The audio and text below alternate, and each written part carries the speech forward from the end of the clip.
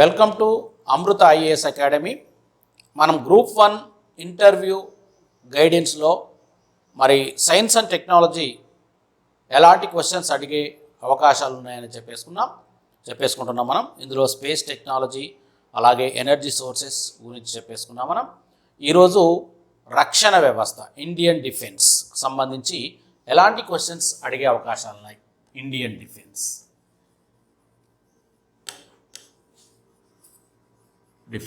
భారత రక్షణ వ్యవస్థ సంబంధించి ఎలాంటి క్వశ్చన్స్ అడగవచ్చు. రక్షణ వ్యవస్థ. సో భారత రక్షణ వ్యవస్థలో ముఖ్యమైనటువంటి 3 దళాలు, పదాతి దళాలు, నావికా దళం మరియు వైమానిక దళం అని 3 రకాలు. Army, navy and air force అని 3 టైప్స్ ఉన్నాయి ఇందులో. So according to constitution of India and president is the chief of the army. కాబట్టి రాజ్యాంగం ప్రకారం ఏంటంటే భారత రాష్ట్రపతి దీనికి అధ్యక్షుడుగా వ్యవహరిస్తాడు. కాబట్టి he is the chief of the armed forces. కాబట్టి మరి ఇందులో భారత రక్షణ వ్యవస్థను ప్రపంచ రక్షణ వ్యవస్థల్లో అతిపెద్ద రక్షణ వ్యవస్థలో 5వదిగా పేర్కొంటాం మనం. 5వది, the 5th largest defence in the వరల్డ్గా పేర్కొంటారు దీన్ని. సో మరి ఇందులో ఫస్ట్ ఏంటంటే యుఎస్ఏ, సెకండ్ వన్ వచ్చేసి 2వ స్థానంలో ఉంది చైనా, 3వ స్థానంలో ఉంది జపాన్, మరి 4వ స్థానంలో బ్రిటన్ ఉంది, మరి 5వ స్థానంలో ఇండియా ఉంది అని మన గణాంకాలు చెప్తున్నాయి. మరి పాకిస్తాన్, పక్కనే ఉన్నటువంటి పాకిస్తాన్ మరి 16వ స్థానంలో ఉంది ప్రపంచంలో. మరి మనకున్నటువంటి 2 ప్రత్యర్థి దేశాలు చైనా మరి పాకిస్తాన్. సో ఈ మధ్య కాలంలో చైనాతో మనకు గొడవలు ఆరంభమైనాయి. మరి కాబట్టి చైనా ప్రపంచంలో మరి 2వ ఆర్థిక వ్యవస్థలో 2వదే, అలాగే మరి రక్షణ వ్యవస్థలోనూ 2వది. సో మరి యుఎస్ఏ మొదటి స్థానంలో ఉంది. మనకున్నటువంటి మొత్తం రక్షణ విశాఖలో పనిచేస్తున్నటువంటి మొత్తం ఆర్మీ సంఖ్య ఎంతంటే సుమారు 31.5 లక్షల నుండి 32 లక్షలు ఉంటుందని అంచనా.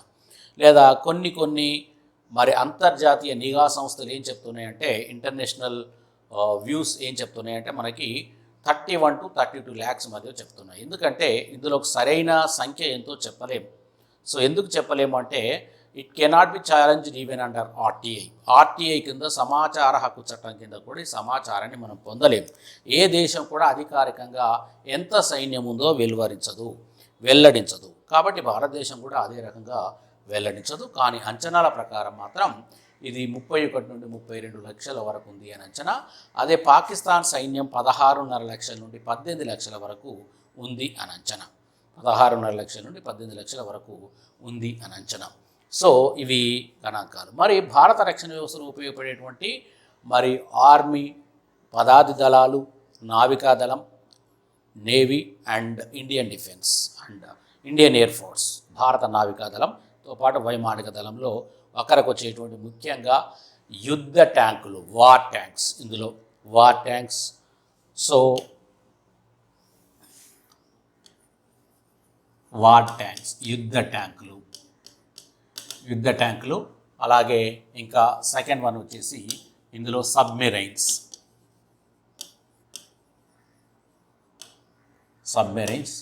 ఆ తర్వాత థర్డ్ వన్ వచ్చేసి వార్షిప్స్, ఫోర్త్ వన్ వచ్చేసి air crafts and fifth one వచ్చేసి మిజైల్స్. వీటి గురించి మనకు క్వశ్చన్స్ అడిగే అవకాశాలు ఉన్నాయి. మిజైల్స్, క్షిపణులు అంటాం. మరి వార్ ట్యాంక్స్, యుద్ధ ట్యాంకులు. సో యుద్ధ ట్యాంకులు, మరి జలాంతర్గాములు,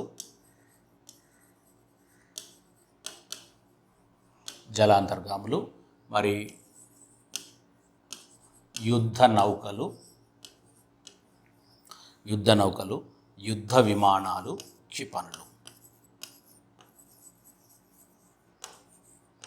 మరియు క్షిపణులు, వీటి గురించి మనకు క్వశ్చన్స్ అడిగే అవకాశాలు ఉన్నాయి. అయితే మనకు అన్నిటికంటే అతి ముఖ్యమైనది ఏంటంటే క్షిపణుల గురించి క్వశ్చన్స్ అడిగే అవకాశాలు చాలా ఎక్కువగా ఉంటాయి. సో మనకు ప్రిలిమినరీ ఎగ్జామ్లో కానీ అలాగే ఇంటర్వ్యూలో కానీ ఈ మిసైల్స్ పైన ఎక్కువ క్వశ్చన్స్ అడిగే అవకాశాలు ఉంటాయి. అది గ్రూప్ 1 గ్రూప్ 2 కావచ్చు, సివిల్స్లో కావచ్చు, క్షిపణుల పైన అడిగే అవకాశాలు. మిగతా వాటిపైన మనకు అవగాహన కలిగి ఉండడం అనేది ముఖ్యం. వార్ ట్యాంక్స్, యుద్ధ ట్యాంకులు. మరి సాధారణంగా అన్నిటికంటే ముఖ్యమైనది మిసైల్స్ ఇందులో. మరి మిగతా వాటి గురించి కూడా టూకీగా చెప్పేసుకుందాం. మరి యుద్ధ ట్యాంకులు అంటే యుద్ధం జరుగుతున్నప్పుడు they can guide the army and protect the army and it lead and guide the army so that it can protect the army. Army will follow these war tanks. కాబట్టి యుద్ధం జరుగుతున్నప్పుడు యుద్ధ ట్యాంకులు ముందు వరుసలో నిలుస్తూ మార్గనిర్దేశం చేస్తూ సైన్యాన్ని రక్షిస్తూ ముందుకెళ్తాయి. వీటిని ఫాలో అవుతూ వెనుక సైన్యం వెళ్తుంది. అలా వెళ్తుంది. ఇందులో 9mm గన్స్ ఉంటాయి. సో అప్ టు 2 కిలోమీటర్స్ వరకు రేంజ్ వరకు ఉన్నటువంటి సైనికులు లేదా శత్రు దేశాలకు చెందిన సైనికులు ఉన్నట్లయితే వాళ్ళపై గురి పెడుతూ వాళ్ళని ఛేదిస్తూ మరి ముందుకు వెళ్ళిపోతూ ఉంటుంది. ఈ రకంగా ముందుకు వెళ్ళిపోతూ ఉంటాయి ఈ యుద్ధ ట్యాంకులు. సాధారణంగా మనకున్నటువంటి యుద్ధ ట్యాంకుల్లో అతి ముఖ్యమైనటువంటి 2 యుద్ధ ట్యాంకులు ఉన్నాయి. అర్జున్, భీష్మ ఉన్నాయి. అర్జున్ అనేది భారతదేశంలో మొట్టమొదటిసారిగా పూర్తి స్వదేశీ సాంకేతిక పరిజ్ఞానంతో తయారైనటువంటి మొట్టమొదటి యుద్ధ tank. The first war tank made in India with indigenous technology. So దీన్ని తయారు చేసినటువంటి భారత్, దీన్ని BDML, దీన్ని తయారు చేసినటువంటి Bharat BEML, Bharat earth movers limited అనేటువంటి సంస్థ. దీని ప్రధాన కార్యాలయం బెంగళూరులో ఉంది, హెడ్ ఆఫీస్ బెంగళూరు. BEML అనేటువంటి సంస్థ దీన్ని తయారు చేసింది. Bharat earth movers limited, Bharat earth movers limited అనేటువంటి సంస్థ దీన్ని తయారు చేసింది. సో కాబట్టి మరి దీని వేగం వచ్చేసి గంటకు 70 కిలోమీటర్ల వేగం. ఇది క్షితిజ సమాంతర రేఖతో మరి 35 డిగ్రీల కోణం చేయగల గట్లను కూడా ఎక్కగలుగుతుంది. It can run on to the uneven surface which is making an inclination of 35 degrees with horizontal line. 35 degrees horizontal లైన్తో 35 degrees చేసేటువంటి కోణంతో ఇది అలాంటి గట్లను కూడా ఎక్కగలుగుతుంది. అలాగే ఇందులో పూర్తి స్వదేశీ సాంకేతిక పరిజ్ఞానంతో అయినటువంటి ఇంజన్ను ఉపయోగిస్తున్నారు ఇందులో. So the indigenous engine developed ఇందులో ఉపయోగిస్తున్నారు. కావేరీ ఇంజన్.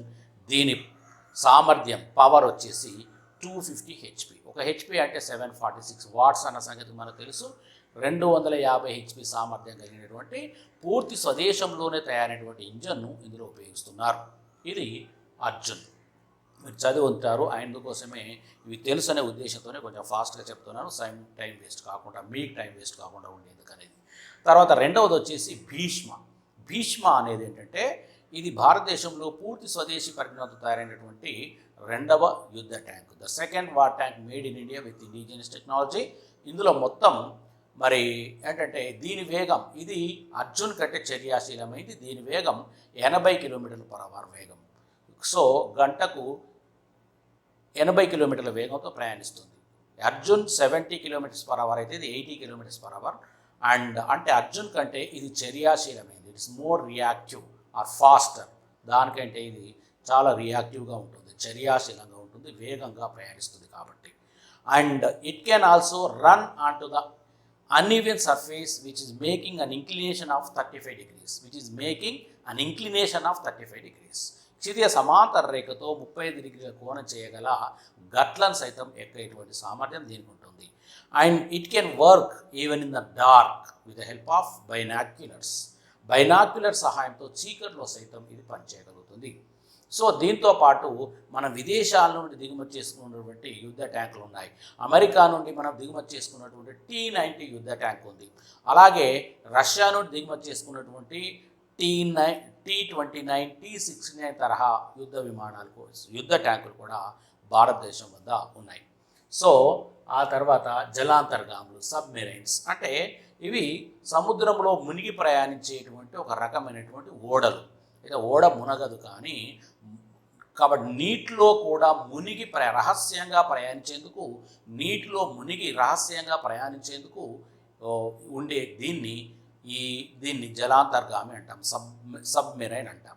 దాదాపు 300 meters డెప్త్లో ఇది మూవ్ అవుతూ ఉంటుంది. ఇది ముందు వైపు వెనుక వైపు 2 రకాలుగా ప్రయాణించగలుగుతుంది. సో జనరల్గా దీని వేగం 30 to 40 nautical miles per hour ఉంటుంది. 30 నుండి 40 నాటికల్ మైల్స్ పర్ అవర్. ఒక నాటికల్ మైల్ అంటే 1854 మీటర్లు. సో 1.854 కిలోమీటర్స్ లేదా 1854 మీటర్లు ఉంటుంది. సో ఇంత వేగంతో ఇవి ప్రయాణించగలుగుతాయి. అంటే దాదాపు ఇవి ఒక 55 కిలోమీటర్ల పర్ అవర్ నుండి ఈ 75 కిలోమీటర్ల పర్ అవర్ వేగంతో ఇవి ప్రయాణిస్తాయి. సో మరి ముందు వైపు వెనుక వైపు రెండు రకాలుగా ఇది ప్రయాణించగలుగుతుంది. ఇది రెండు రకాలుగా దాడి చేయగలుగుతుంది.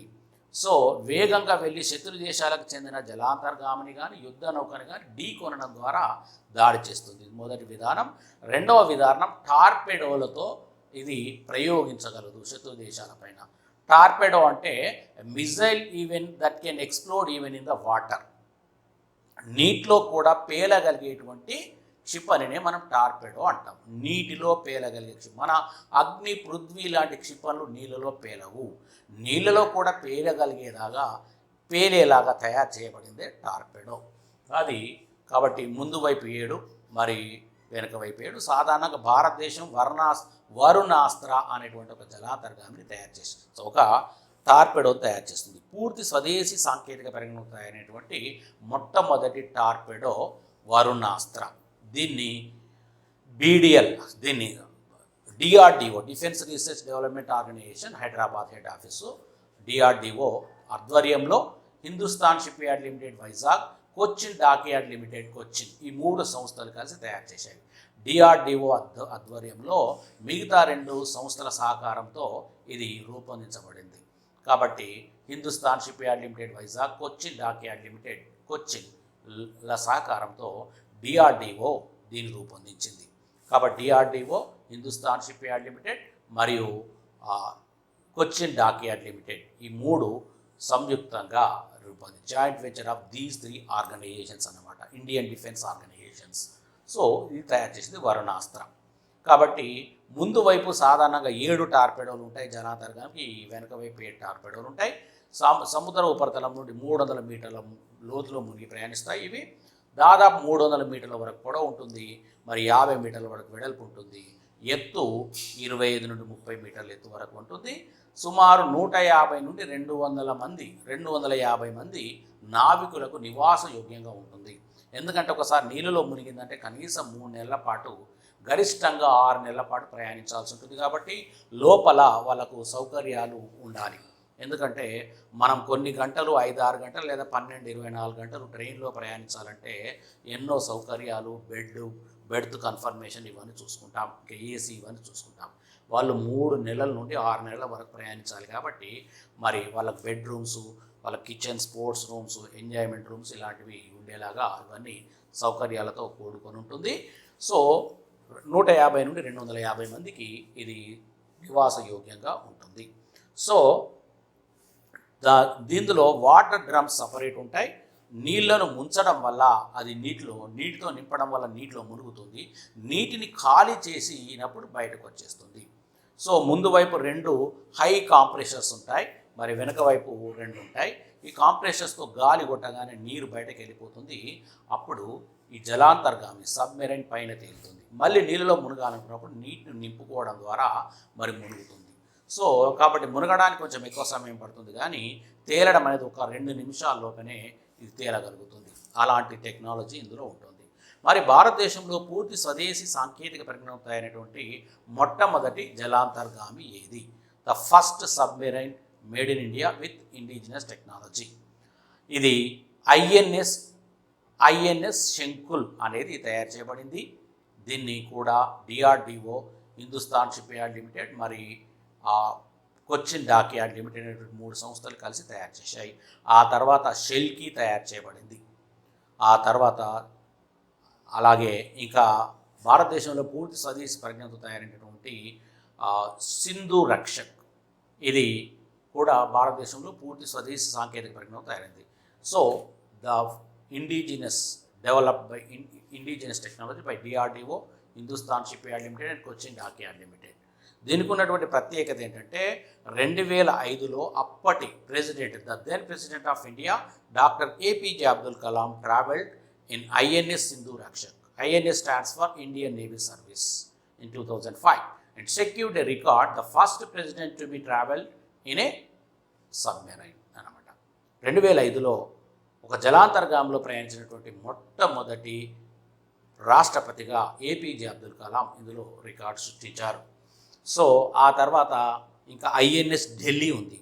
ఇది భారతదేశంలో అతిపెద్దది. భారత నావికాదళంలో భారతదేశంలో తయారైన వాటిలో స్వదేశీ సాంకేతిక పరిజ్ఞానంతో తయారైన వాటిలో అతిపెద్దది. సుమారు 30 వరకు యుద్ధ విమానాలు తీసుకెళ్ళగలుగుతుంది ఇది.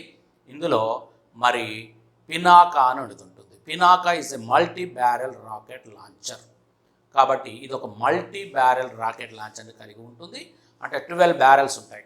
ఎందుకంటే శత్రువులకు యుద్ధం జరుగుతున్నప్పుడు మెయిన్గా ఈ జలాంతర్గాములు ఎక్కువగా టార్గెట్ చేస్తుంటారు సార్, యుద్ధ నౌకలు ఎక్కువ టార్గెట్ చేస్తుంటారు. సో కాబట్టి ఐఎన్ఎస్ ఢిల్లీ అనేది అది యుద్ధ నౌక అండి, పొరపాటు అని చెప్పాను. ఐఎన్ఎస్ ఢిల్లీ కాదు, ఐఎన్ఎస్ సింధు నక్షక్. ఓకే, దీంతోపాటు ఇంకా ఐఎన్ఎస్ త్రిశూల్ ఇలాంటివి ఉన్నాయి. సో ఐఎన్ఎస్ త్రిశూల్ కాదు, సో ఇలాంటివి జలాంతర్గాములు. దీంతోపాటు ఇంకొకటి ఐఎన్ఎస్ అరిహంత్.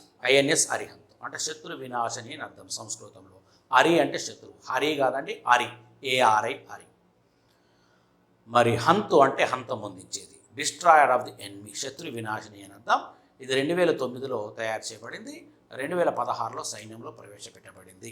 ఇది భారతదేశంలో దీనికి ఉన్న ప్రత్యేకత ఏంటంటే భారతదేశంలో తయారైన పూర్తి సాంకేతిక పరిజ్ఞానంతో తయారైన స్వదేశీ సాంకేతిక పరిజ్ఞానంతో తయారైనటువంటి మొట్టమొదటి అణు జలాంతర్గామి, the first nuclear submarine made in India with indigenous technology, developed by DRDO, Hindustan shipyard limited and Cochin dockyard limited limited. ఇది 2009లో మరి తయారైంది. 2016లో సైన్యంలో ప్రవేశపెట్టబడింది. తయారు చేసిన వెంటనే దీన్ని అందులో సైన్యంలో చేర్చరు, కానీ తయారైన తర్వాత దాని ఏమైనా డిఫెక్ట్స్, టెక్నికల్ డిఫెక్ట్స్ ఇలాంటివి ఉన్నాయా, సాధారణంగా కనీసం 2 ఏళ్ల పాటు దాన్ని పర్యవేక్షిస్తుంది. తయారు చేసినటువంటి సంస్థలు దాన్ని పర్యవేక్షిస్తాయి. సో దీనికి అయినటువంటి ఖర్చు 25,000 కోట్ల రూపాయలు. ప్రొడక్షన్ కాస్ట్ వచ్చేసి 25,000 crore రూపీస్ అన్నమాట. అలాగే దీని భారం వచ్చేసి 6,000 tons. మనకు తెలుసు ఒక టన్ అంటే 1000 kg అని అర్థం. 6,000 tons. ఇది భారతదేశంలో ఉన్నటువంటి మరి ఏకైక అణు జలాంతర్గామి, భారతదేశంలో పూర్తి స్వదేశీ సాంకేతిక పరిజ్ఞానం అయినటువంటి ఏకైక అణు జలాంతర్గామి. మొత్తం 16 ఉన్నాయి ఇందులో. ఆ మొత్తం స్వదేశీ విదేశీ అన్నీ కలిసి. ఇక జలాశ్వ అనేది విదేశాల నుంచి, రష్యా నుంచి మనం దాన్ని లీజుకు తీసుకున్నాం 10 సంవత్సరాల కాలానికి గాను. 2012 నుండి 2022 వరకు దీన్ని లీజుకు తీసుకున్నాం. సో జలాశ్వ అనేది ఉంది. మొత్తం 16 ఉన్నాయి. ఇది ఓపెన్ సీక్రెట్, ఇందులో సీక్రెట్స్ ఏం లేవు, అందరికి తెలిసినటువంటి విషయం ఇది. సో అలాగే యుద్ధ నౌకలు, వార్షిప్స్. ఇంకా ఇందులో ముఖ్యంగా భారతదేశంలో పూర్తి స్వదేశీ పరిజ్ఞానంతో తయారైనటువంటి సావిత్రి ఉంది. దీన్ని DRDO, Hindustan shipyard limited, మరి కొచ్చిన్ డాక్యార్డ్ లిమిటెడ్ లాంటి సంస్థలు దీన్ని రూపొందించాయి.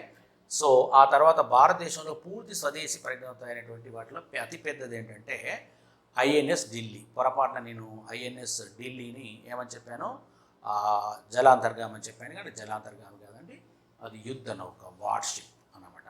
ఇది అతిపెద్దది, స్వదేశీ సాంకేతిక పరిజ్ఞానంతో అయిన వాటిలో పెద్దది. ఇది ఒక 30 యుద్ధ విమానాలు తీసుకెళ్ళడంతో పాటు ఇంకేముంటాయంటే ఇందులో ఒక పినాకా ఉంటుంది. Pinaka multi barrel rocket launcher. 12 barrels ఉంటాయి దీనికి. బ్యారెల్ అంటే గొట్టాలు, రాకెట్లను ప్రయోగించేటువంటి గొట్టాలు. సో ఒక్కొక్క బ్యారెల్ నిమిషానికి 5 రౌండ్లు రాకెట్లు ప్రయోగించగలుగుతుంది. So each and every barrel పైకి కింది కదులుతుంది 360 degrees యాంగిల్లో. మరి బోత్ వర్టికల్ మోషన్ ఉంటుంది అండ్ హారిజాంటల్ డిస్ప్లేస్మెంట్ ఉంటుంది. క్షితిజ సమాంతరంగా, క్షితిజ లంబంగా కదులుతుంది. మొత్తం 12 బ్యారెల్స్ ఉంటాయి దాని చుట్టూ. ఒక్కొక్క బ్యారెల్ ఒక్కొక్క నిమిషానికి 5 రాకెట్ల చొప్పున, మొత్తం 12 5 60, 12 5 60 రాకెట్స్ పర్ మినిట్, లేదా ప్రతి సెకండ్కి ఒకటి వదులుతుంది అనమాట. And it is radar guided. దీన్ని పినాకాను మాత్రం ఏం తయారు చేసిందంటే ఇస్రో తయారు చేసింది. డిఆర్డిఓ ఆధ్వర్యంలో ఇస్రో తయారు చేసింది Pinaka multi barrel rocket launcher. 12 barrels ఉంటాయి. ఎందుకంటే యుద్ధం జరుగుతున్నప్పుడు శత్రువు ప్రధానంగా దేనిపైన దృష్టి పెడతాడంటే యుద్ధ నౌకలపైన దృష్టి పెడతాడు. ఎందుకంటే ఇక్కడే భారీ వెపన్స్ ఉంటాయి, సైన్యం ఉంటుంది. ఎందుకంటే భారతదేశం ఏంటి, పెనూన్సులర్ ఇండియా, దీన్ని ద్వీపకల్పం అంటాం. 3 వైపుల నీరుంది, ఒకవైపు మాత్రమే భూమి ఉంది మనకు. కాబట్టి భూతలం ఉంది. అక్కడ మరి హిమాలయ పర్వతాల్లో ఉండి మనం యుద్ధం చేయలేము. కాబట్టి భారతదేశం యుద్ధం చేయాలన్నా, శత్రువు యుద్ధం చేసినప్పుడు మనపైన దాడి చేసినప్పుడు తప్పించుకోవాలన్నా మరి సముద్రమే మోర్ కన్వీనియంట్ ప్లేసెస్ సీ అన్నమాట. సముద్రమే అత్యంత సౌకర్యవంతమైనది. కాబట్టి మనకు భారీ మొత్తంలో యుద్ధ నౌకలు అవసరం వస్తాయి. కాబట్టి దీని ఉపరితలం మొత్తం టెంపరీ ఎయిర్పోర్ట్గా మారుస్తారు. కాబట్టి 30 ఎయిర్ క్రాఫ్ట్ తీసుకెళ్ళగలుగుతుంది. ఒక మూలన ఈ పినాక ఉంటుంది. ఎందుకంటే శత్రువు దీనిపైన దాడి చేసినప్పుడు ఈ మల్టీ బ్యారెల్ రాకెట్ లాంచర్ ఒక్కొక్క రాకెట్ను వదులుతూనే ఉంటుంది. ఎందుకంటే అది వచ్చి దీనిపైన పడితే మరి విపరీతమైనటువంటి ప్రాణ మరి ఆస్తి నష్టం కలుగుతుంది. కాబట్టి అలా కలగకుండా ఉండేందుకు, వాటిని ఛేదించేందుకు శత్రు దేశాలకు చెందిన రాకెట్లు కానీ, క్షిపణులను కానీ, యుద్ధ విమానాలు కానీ, యుద్ధ హెలికాప్టర్లు కానీ మరి గాల్లోనే పేల్చేసేందుకు దీన్ని వాడతారన్నమాట. కాబట్టి పినాక. ఇంకా దీంతో పాటు భారతదేశంలో తయారైన వాటిలో అతిపెద్దది మరి INS ఢిల్లీ. మరి అతి పెద్దది ఢిల్లీ భారతదేశంలో తయారైన వాటిలో. ఇంకా మనం రష్యా నుండి దిగుమతి చేసుకున్నాం. మొత్తం ఇది ద లార్జెస్ట్ వార్షిప్ ఇన్ ఈ INS stands for Indian navy service. Russia నుండి 2004 దిగుమతి చేసుకున్నాం. ఇది 36 ఎయిర్ క్రాఫ్ట్స్ తీసుకెళ్ళగలుగుతుంది. 36 ఎయిర్ క్రాఫ్ట్స్ అంటే యుద్ధ విమానం తీసుకెళ్ళగలుగుతుంది. ఒక పినాకాన్ని కూడా కలిగి ఉంటుంది. ఇంకా INS తాబర్ ఉన్నాయి. INS తల్వార్ టిప్పు సుల్తాన్ పేరు మీదుగా దీనికి INS తల్వార్ అని పేరు పెట్టారు. సో మామూలుగా ఇవి క్షిపణులు, యుద్ధ నౌకలు. సో నెక్స్ట్ యుద్ధ విమానాలు. ఇందులో ముఖ్యంగా మీరు సెర్చ్ చేసి కూడా తెలుసుకోవచ్చు. మరి ఇందులో తేజస్ అనేటువంటి యుద్ధ విమానాల్లో అతి ముఖ్యమైనది ఏంటంటే తేజస్.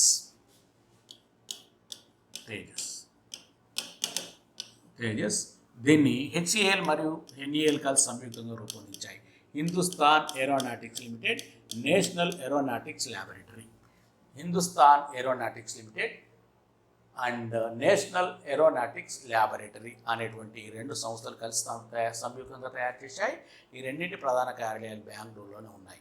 ప్రపంచ అగ్రశ్రేణి యుద్ధ విమానాల్ని తయారు చేయగలదు HAL. కాబట్టి కానీ బీజేపీ ప్రభుత్వం వచ్చిన తర్వాత దీన్ని అంతగా పట్టించుకోవట్లేదు, ప్రైవేటీకరణకు ప్రాధాన్యం ఇస్తుంది. సో అవి రాజకీయాలు మనకు అవసరం లేదు. కానీ ఇది అగ్రశ్రేణి సంస్థ, ప్రపంచ అత్యంత ప్రతిష్టాత్మకమైనటువంటి అగ్రశ్రేణి సంస్థల్లో HAL కూడా ఒకటి. అది తయారు చేసింది. దీని వేగం వచ్చేసి తేజస్ వేగం వచ్చేసి 1.08 మాక్ వేగం. ఒక మాక్ వేగం అంటే ఏంటి? ఒక మాక్ వేగం అంటే సాధారణంగా గాల్లో ధ్వని వేగం, velocity of sound in air వచ్చేసి 333.33 మీటర్ పర్ సెకండ్ ఉంటుంది. Velocity of sound in air, గాలిలో ధ్వని సెకనుకు 333.33 మీటర్ల వేగంతో ప్రయాణిస్తుంది. దీన్ని కిలోమీటర్ పర్ అవర్లకు మార్చితే 1200 కిలోమీటర్స్ పర్ అవర్ అని వస్తుంది. దానికి 1200 కిలోమీటర్స్ పర్ అవర్ అంటే దీన్ని 18/5తో గుణిస్తాం. మనకు తెలిసిన విషయమే. 1200 అంటే గాలిలో ధ్వని, ఏ ధ్వని అయినా గంటకు 1200 కిలోమీటర్లు లేదా సెకండ్కు 333 మీటర్ల చొప్పున ప్రయాణిస్తుంది. ఏదైనా ఒక వస్తువు వేగం సరిగ్గా గాల్లో ధ్వని వేగంతో సమాన వేగంతో ప్రయాణిస్తే దాన్ని 1 మ్యాక్ వేగం అంటారు అన్నమాట. 1 మ్యాక్ వేగం అంటారు. సమానంగా ప్రయాణిస్తే 1 మ్యాక్ వేగం అంటారు. సో అలాగే గాల్లో ధ్వని వేగంతో 2 రెట్ల వేగంతో ప్రయాణిస్తే 2 మ్యాక్ వేగం అంటారు. అంటే 666.66 మీటర్ పర్ సెకండ్ ఉన్న 2400 కిలోమీటర్స్ పర్ అవర్ ఉన్న దాన్ని 2 మ్యాక్ వేగం అంటారు. 3 రెట్ల వేగంతో ప్రయాణిస్తే ఏదైనా వస్తువు, యుద్ధ విమానం కావచ్చు, క్షిపణి కావచ్చు, రాకెట్ కావచ్చు, 3 రెట్ల వేగం 999.99 మీటర్ పర్ సెకండ్ అంటే 1000 మీటర్ పర్ సెకండ్ లేదా 3600 కిలోమీటర్స్ పర్ అవర్ వేగంతో ప్రయాణిస్తే దాన్ని 3 మ్యాక్ వేగం అంటాం. 4 రెట్ల వేగంతో ప్రయాణిస్తే 4 మ్యాక్, 10 రెట్ల వేగంతో ప్రయాణిస్తే 10 మ్యాక్ అంటాం. మరి గాల్లో ధనువేగంతో సమానంగా ప్రయాణిస్తే 1 మ్యాక్ అంటాం. గాల్లో ధనువేగం కంటే తక్కువ ఉంటుంటే ఏమంటాం? The velocity of the object is less than the velocity of the sound. తక్కువ ఉంటే ఏమంటాం? వెలాసిటీ ఆఫ్ సౌండ్ 1200 కంటే తక్కువ ఉంటే ఏమంటాం? దాన్ని ఏమంటామంటే ఆ వేగాన్ని ఏమంటామంటే దాన్ని సబ్సానిక్ వేగం అంటాం. ఆ వేగాన్ని సబ్సానిక్, తెలుగులో కానీ ఇంగ్లీష్లో కానీ సబ్సానిక్ అంటాం. ఒకవేళ ఎక్కువగా ఉంటే 1200 కంటే ఎక్కువగా ఉంటే ఒక వస్తువు వేగం గాల్లో ధ్వనివేగం కంటే ఎక్కువగా ఉంటాయి. 1200 కిలోమీటర్స్ పర్ అవర్ కంటే ఎక్కువ ఉంటాయి. దాన్ని ఏమంటామంటే సూపర్ సానిక్ వేగం అంటాం. సూపర్ సానిక్ వేగం అంటాం. సూపర్ సానిక్ వెలాసిటీ అంటాం. Super sonic velocity. తక్కువగా ఉంటే సబ్ సానిక్ అంటాం. ఎక్కువ ఉంటే ఉదాహరణకు యుద్ధ విమానాలు, కొన్ని యుద్ధ విమానాలు, అన్ని యుద్ధ విమానాలు కాదు, కొన్ని యుద్ధ విమానాలు, కొన్ని క్షిపణులు గాల్లో దాని వేగాన్ని మించిన వేగంతో ప్రయాణిస్తాయి. వాటి వేగాన్ని సూపర్ సానిక్ అంటాం. ఏదైనా వస్తువు వేగం, ట్రైన్, బస్సు, ఇవన్నిటి వేగాలు కూడా ఏది 1200 దాటదు. ఇవన్నీ సబ్సానిక్ వేగాలు అంటాం. సబ్సానిక్ వెలాసిటీస్ అంటాం. సో మరి సరిగ్గా సమానంగా ఉంటే 1 మ్యాక్ అంటాం, 2 రెట్లు ఉంటే 2 మ్యాక్ అంటాం, 3 రెట్లు ఉంటే 3 మ్యాక్ అంటాం, మరి 4 రెట్లు ఉంటే 5 మ్యాక్, 5 రెట్లు ఉంటే 4 రెట్లు ఉంటే 4 మ్యాక్, 5 రెట్లు ఉంటే 5 మ్యాక్ అంటాం. మరి ఒక వస్తువు వేగం గాల్లో ధ్వని వేగంతో 5 మ్యాక్ కన్నా ఎక్కువ ఉంటాయి, ఎబోవ్ 5 మ్యాక్ కన్నా ఎక్కువ ఉంటాయి. ఒక వస్తువు వేగం ద మోర్ దాన్ వెలాస్ 5 మ్యాక్ కన్నా ఎక్కువ ఉంటే దాన్ని హైపర్సానిక్ వేగం అంటాం అనమాట. హైపర్సానిక్ వేగం అంటాం దాన్ని. The velocity of an object is more than the 5 Mach velocity or 5 times the velocity of sound in air, then it is known as 5 Mach velocity అంటాం. సో మరి ఈ తేజస్ అనేది ఏంటంటే తేజస్ హెచ్ఏఎల్ మరి ఎన్ఏఎల్ కలిసి సంయుక్తంగా రూపొందించాయని చెప్పాను. దీని వేగం వచ్చేసి 1.08 మ్యాక్. ఒక మ్యాక్ అంటే గాల్లో దాని వేగంతో సమానం. దీని వేగం ఎంత అంటే 1200తో గుణించాలి. 1200 ఇంటూ ఇదెంత వస్తుందంటే 1296 కిలోమీటర్స్ పర్ అవర్ వస్తుంది. అంటే గాల్లో ధ్వని గంటకు 1200 కిలోమీటర్ల వేగంతో ప్రయాణిస్తే ఇది 1296 కిలోమీటర్ల వేగంతో ప్రయాణిస్తుంది. అంటే it travels more than the speed of the sound in the air. So గాల్లో ధ్వనివేగాన్ని మించిన వేగంతో ప్రయాణిస్తుంది. ఈ టెక్నాలజీని ఏమంటామంటే మనం బీవీఆర్టీ అంటాం. ఈ టెక్నాలజీని BVRT, beyond, B for beyond, మించి అని అర్థం తెలుగులో అయితే. Beyond visual range technology, visual range, T for technology, beyond visual range technology. Visual range అంటే అగుపించే పరిధి అని అర్థం. బియాండ్ అంటే అగుపించే పరిధిని మించి ప్రయాణిస్తుంది అన్నమాట. ఇది అంటే ఇది గాల్లో ఎగురుతున్నప్పుడు శత్రు దేశాలకు చెందిన సైనికులు మానవీయంగా దీన్ని గుర్తుపట్టలేరు. Manually they can't identify. వాళ్ళ రేడార్ గుర్తుపడుతుండొచ్చు కానీ ఇది మాత్రం గుర్తుపట్టదు. ఇది మాత్రం గుర్తుపట్టదు. సో ఇది మాత్రం గుర్తుపట్టదు. ఎందుకు మనం సైనికులు మాత్రం గుర్తుపట్టరు. ఎందుకంటే ఉదాహరణకు మన నుండి ఒక వ్యక్తి 333 మీటర్ పర్ సెకండ్ 333 మీటర్ల దూరంలో ఉన్నాడు అనుకోండి. అతను క్లాప్స్ కొట్టినా ఎంతసేపటి తర్వాత వింటాం మనం? 1 సెకండ్ తర్వాత. లేదా మనం ఎవరి పట్లనైనా చప్పట్లు కొడితే అతను 333 మీటర్ల దూరంలో ఉంటే 1 సెకండ్ తర్వాత రెస్పాండ్ అవుతాడు. ఎందుకంటే ఇక్కడ నుండి ధ్వని అక్కడికి వెళ్ళడానికి 1 సెకండ్ సమయం పడుతుంది. అలాగే ఒక వ్యక్తి 3 కిలోమీటర్స్ దూరంలో ఉన్నప్పుడు మనం గట్టిగా అరిసి లేదా కేక వేసి లేదా పిస్టల్తో పేల్చినప్పుడు కానీ ఈల వేసినప్పుడు కానీ 3 సెకండ్ల తర్వాత రెస్పాండ్ అవుతాడు. ఎందుకంటే ధ్వని అక్కడికి వెళ్ళడానికి సెకండ్కు 333 మీటర్లు అంటే 1 కిలోమీటర్ అంటే 1000 మీటర్లు వెళ్ళడానికి 3 సెకండ్ల సమయం పడుతుంది. 3 సెకండ్ల తర్వాతే అతను వినగలుగుతాడు. ఒక విమానం, యుద్ధ విమానం కానీ పైన ఎగురుతున్నప్పుడు 1 కిలోమీటర్ ఎత్తులో ఎగురుతున్నప్పుడు మనకి ఎంతసేపటి తర్వాత వినిపిస్తుంది? 3 సెకండ్ల తర్వాత వినిపిస్తుంది. సాధారణంగా ఈ తేజస్ యుద్ధ విమానం 8 కిలోమీటర్ల ఎత్తులో ఎగురుతుంది. కిలోమీటర్కి 3 సెకండ్లు పడుతుందంటే 8 కిలోమీటర్లకి 24 సెకండ్ల సమయం పడుతుంది. 24 సెకండ్ల తర్వాతే సైనికుడు పైన చూస్తాడు. ఉదాహరణకు పాకిస్తాన్పై దాడి చేయడానికి వెళ్ళింది. 24 సెకండ్ల తర్వాతనే అతను పైకి చూడగలుగుతాడు. 24 సెకండ్ల వరకు అక్కడే ఉంటుందా? 24 సెకండ్ల తర్వాత పైకి చూస్తాడు. అప్పటి వరకు అది వెళ్ళిపోతుంది. అంటే దాన్ని గమనించలేడు. అందుకోసమే దీన్ని బీవీఆర్టీ అంటాం. అంటే అతని దృష్టికి అందదు, మానవుల దృష్టికి అందదు. ఇది సౌండ్ వినిపించేసరికి మనం పైకి చూస్తాం, పైకి చూసేసరికి అప్పటికే కనుమరుగైపోతుంది. That's why the technology developed is known as BVRT. కొన్ని యుద్ధ విమానాలు, కొన్ని క్షిపణులు ఇలా ప్రయాణిస్తుంటాయి. సో ఈ తేజస్ ఉంది. ఇంకా దీంతో పాటు ఇది దీనికి ఉన్నటువంటి గొప్పతనం. ఇంకో మనకు యుద్ధ విమానాల్లో ముఖ్యంగా సరస్ అనేటువంటి యుద్ధ విమానం ఉంది. దీన్ని కూడా హెచ్ఏఎల్, ఎన్ఏఎల్ కలిసి సంయుక్తంగా రూపొందించాయి. భారతదేశంలో ఒక కొంగ జాతి. So name of Indian crane. దీనికి పేరు పెట్టారు. It's not a Indian perfect Indian crane, it is migrated bird అన్నమాట. ఎవ్రీ 1 ఇయర్లో లేదా 12 మంత్స్ ఇండియాలోనే ఉంటే, 365 డేస్ ఇండియాలోనే ఉంటే దాన్ని ఓన్ బర్డ్, కంట్రీ బర్డ్ అంటాం, లేకుంటే దీన్ని మైగ్రేటెడ్ బర్డ్ అంటాం, వలస పక్షి అంటాం. 6 నెలలు మాత్రమే భారతదేశంలో ఉండగలుగుతుంది, సౌత్ ఆఫ్రికా వైపు వెళ్ళిపోతుంది. సో జనవరి పొంగల్ తర్వాత జనవరి 15 టు 25 మధ్యలో వస్తుంది. అలాగే July 10th 15th to 25th మధ్యలో వెళ్ళిపోతుంది. భారతదేశంలో ప్రధాన నీటి వనరులు ఉన్న ప్రాంతాన్ని సందర్శిస్తుంది. ఎస్పెషల్లీ సౌత్ ఇండియా, దక్షిణ భారతదేశం ఇది సందర్శిస్తుంది. నీటి వనరుల చోట వచ్చేసి గుడ్లు పెట్టేసి మరి పిల్ల పాపలతో మళ్ళీ వెళ్ళిపోతుంది 6 నెలల్లో. మళ్ళీ 6 నెలల్లో తిరిగి ఇండియాకు వచ్చేస్తుంది. తన ప్రయాణ కాలంలో ప్రతి సంవత్సరం 30,000 కిలోమీటర్ల దూరం ప్రయాణిస్తుంది ఈ పక్షి. సౌత్ ఆఫ్రికా వైపు వెళ్ళి మళ్ళీ ఇండియాకు వస్తుంది. వెళ్ళడానికి రావడానికి 30,000 కిలోమీటర్ల దూరం ప్రయాణిస్తుంది ప్రతి సంవత్సరం.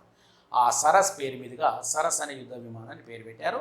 ఇది సైన్యంలోనూ, సైన్యం బయట వాడుతున్నారు. సైన్యంలో మరి సైన్యాన్ని రవాణా చేసేందుకు, యుద్ధం జరుగుతున్నప్పుడు క్షతగాత్రులు ఉన్నట్లయితే వాళ్లకు మరి హాస్పిటాలిటీ ప్రొవైడ్ చేసేందుకు, ట్రీట్మెంట్ ఇచ్చేందుకు, చికిత్స నిర్వహించేందుకు దీన్ని వాడుతున్నారు. అలాగే సైన్యం బయట కూడా వాడుతున్నారు. వీఐపీలను ట్రాన్స్పోర్ట్ చేసేందుకు ఈ మెట్రోపాలిటన్ సిటీస్ మధ్య వీఐపీస్ ట్రాన్స్పోర్ట్ చేసేందుకు ఈ సరస్ అనేది వాడుతున్నారు. ఇంకా సుఖోయి 30K యుద్ధ విమానం ఉంది. ఇది రష్యా నుండి టెక్నాలజీ డెవలప్ మనం దిగుమతి చేసుకున్నాం. దానికి సంబంధించిన టెక్నాలజీ దిగుమతి చేసుకున్నాం. భారీ మార్పులు చేర్పులు చేసి ఇండియన్ ఎయిర్ ఫోర్స్ అవసరాలకు తగ్గట్టుగా దాన్ని మనం ఈ సుఖోయి 30K అంటాం. సుఖోయి 30MKI తేడా లేదండి, రెండు ఒకటే. సుఖోయి 30K 30K అనొచ్చు, 30MKI అనొచ్చు, రెండు ఒకటే. సో షార్ట్ ఫామ్లో 30K అని అంటున్నాం దీన్ని. కాబట్టి రష్యా నుండి టెక్నాలజీ దిగుమతి చేసుకుని భారతదేశంలో రూపొందిస్తున్నాం. సుఖోయి యుద్ధ విమానాలు కూడా ఉన్నాయి, రష్యా నుండి దిగుమతి చేసుకున్నాం. సుఖోయికి సుఖోయి 30Kకి తేడా ఏంటంటే సుఖోయి రష్యా నుండి నేరుగా దిగుమతి చేసుకున్నవి, సుఖోయి 30K లేదా 30MK అనేది మనం తయారు చేస్తున్నవి. రష్యన్ టెక్నాలజీతో ఇండియాలో తయారవుతున్నటువంటి మనం తయారు చేసుకుంటున్నాం. సో దీనికి ఉన్నటువంటి ప్రత్యేకత ఏంటంటే 2006లో అప్పటి రాష్ట్రపతి ఏపీజే అబ్దుల్ కలాం ఇందులో ప్రయాణించి and secured as the first president to be travelled in an air craft. కాబట్టి మరి యుద్ధ విమానంలో ప్రయాణించినటువంటి తొలి రాష్ట్రపతిగా 2006లో అప్పటి రాష్ట్రపతి ఏపీజే అబ్దుల్ కలాం ఇందులో రికార్డు సృష్టించారు. 2007లో the then Tata group chairman Ratan Tata ఇందులో ప్రయాణించి మరి 68 ఏళ్ల వయసులో ఒక యుద్ధ విమానంలో ప్రయాణించినటువంటి తొలి ఒక కురు వృద్ధుడిగా రికార్డు సృష్టించాడు. 2007లో ఢిల్లీలో జరుగుతున్నటువంటి ఒక ఇంటర్నేషనల్ ఎయిర్ షోలో ఆయన ప్రయాణించాడు. మరి ఆయనకి ఎందుకు అవకాశం ఇచ్చారంటే ఆయనకు రికార్డు ఉంది, ఆయనకుతో పాటు వాళ్ళ ఫ్యామిలీకి ఒక రికార్డు ఉంది. సో రతన్ టాటా వాళ్ళ తాత Ratan J Tata, he is the first licence pilot of India, first Indian licence pilot అన్నమాట. ఇండియాలో విమానాలు నడిపించడంలో తర్ఫీదు లైసెన్స్ పొందినటువంటి మొట్టమొదటి వ్యక్తి ఎవరంటే రతన్ జే టాటా, రతన్ జంషెడ్ టాటా. 1860 దశకంలో ఆయన ఇంగ్లాండ్ వెళ్ళి 18 సంవత్సరాల వయసులోనే విమానాలు నడిపించడంలో ట్రైనింగ్ పొందాడు. ఆ తర్వాత ఇండియాకు వచ్చి జార్ఖండ్లో ఉంది ఇప్పుడు జంషెడ్పూర్లో జనపనార మిల్లుని ఏర్పాటు చేయడంతో టాటా గ్రూప్లో కంపెనీలకు అంకురార్పణ చేశాడు ఆయన. నాటి నుండి నేటి వరకు రతన్ జే టాటా నుండి ఈ టాటా వరకు ఇప్పుడైనా తర్వాత వచ్చే వాళ్ళైనా టాటా ఫ్యామిలీలో పుట్టిన ప్రతి మేల్ మెంబర్ మగవాళ్ళందరూ విమానాలు నడిపించడంలో ట్రైనింగ్ పొందుతారు. వాళ్ళకి అది ఉంది, ఫ్యామిలీకి ఒక గుర్తింపు ఉంది. కాబట్టి వాళ్ళకి ఇచ్చే గౌరవార్థం ఈ రకంగా ఈయనకి అవకాశం ఇచ్చారు 68 ఏళ్ల వయసులో. సో కాబట్టి 68 ఏళ్ల వయసులో ఒక కురు వృద్ధుడు 68 ఏళ్ల వయసులో యుద్ధ విమానంలో ప్రయాణించినటువంటి వ్యక్తిగా ఆయన రికార్డు సృష్టించాడు 2007లో. ఆ తర్వాత 2009లో the then president of India Shrimati Pratibha Patil travelled in this Sukhoi 30K.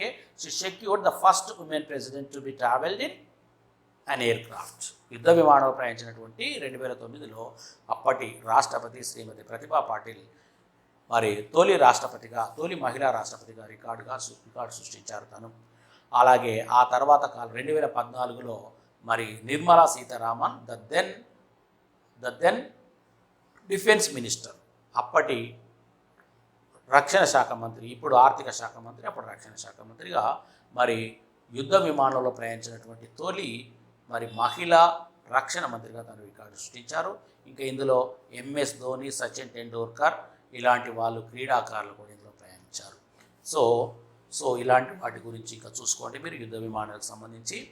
So ఇంకా మనం క్షిపణుల గురించి మరి మరొక వీడియోలో క్షిపణుల గురించి మనం చెప్పేసుకుందాం. ఓకే, క్షిపణుల గురించి చెప్పేసుకుందాం. Okay, thank you.